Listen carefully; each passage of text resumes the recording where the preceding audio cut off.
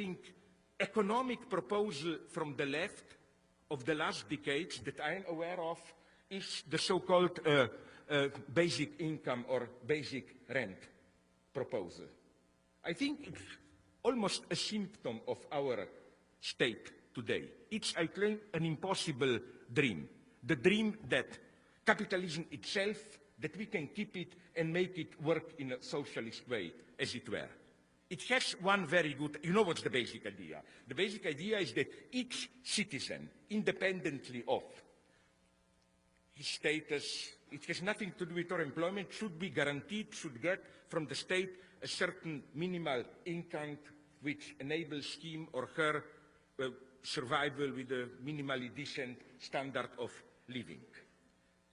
The idea is that in this way you solve the problem of unemployment, you solve the problem of consumerism, because like by giving money to the people you will have enough demand on the market to prevent crisis and so on and so on. Then one element which really is attractive to me, that we know all that in the market the one who sells his work is in his labor force rather is in an underprivileged situation. Like you don't have really a choice. You have to sell yourself to survive. Here, the choice to work or not would have been a real choice. Like you do it or you can say, no, I will not work. But the problem here is that if you try to locate this proposal into a classic Marxist perspective, you see how crazy it looks. First, it's a rent. This is why in Brazil they are right to call it renta básica, the basic rent. So already today we have rent emerging as the main source of the profit in new digital industries. It's clear that what the source of Bill Gates' wealth is not the old profit, it's rent. Bill Gates is doing, to give you a simple explanation, I developed this in my new book in the last chapter. The way I read Bill Gates' wealth is that I know you can play these boring old Marxist games that it's extra profit from the... I don't think it really works. It's rent. In what sense? We should be here, go to the end, critical of Marx himself where needed.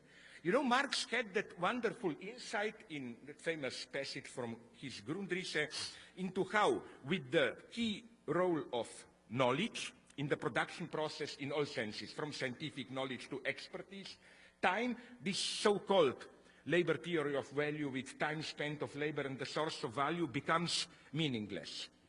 And Marx then uses this famous term, general intellect, that the true source of values is the collective knowledge, as it were.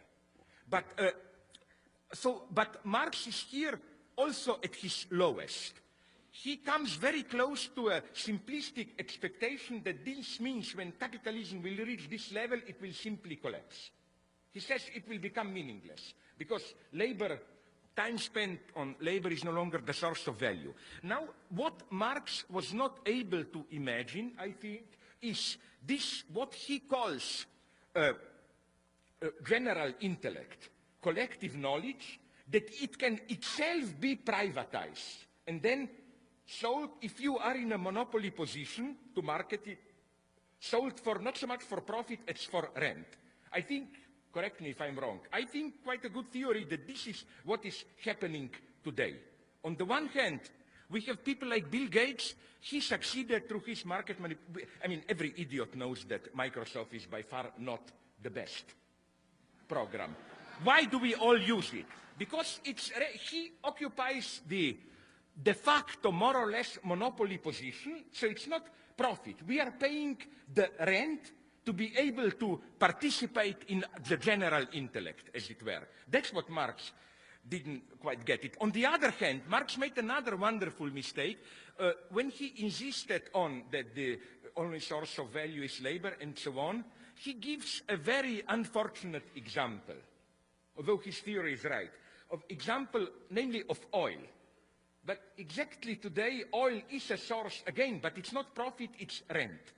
And what I'm claiming is that if we add to all this, even the basic rent, then we have from the orthodox Marxist standpoint an absurd situation where we have a narrow productive core of old-fashioned workers and capitalists, and basically the large majority of society just exploits them. Those who collect rent, those who have natural resources, and those who don't work. For me, the conclusion is not that we should drop all these notions, proletarian, exploitation, and so on, but we should really redefine them. Another nice ironic point about basic rent idea is that, for example, in Europe, the great proponent of basic rent is Tony Negri. But it's funny, Tony Negri proposed in the last decade one idea in two aspects which I think are proven false. One is, the whole idea of empire is that sovereign state power, nation state is diminishing, more and more negligible, and so on and so on. And also, we are all nomadic, moving, all this Deleuzian poetry, so who cares if you are citizen or not? But wait a minute, the whole point of basic rent is an extremely important role of a central state who acknowledges you as a citizen. It's a rent for the privilege to be a citizen of a certain state. This is, I think, kind of a living dialectic, how I admire this irony of how a theoretician who spent all his time advocating a certain line of thought, empire, diminishing role of the state, then makes a proposal which runs exactly against.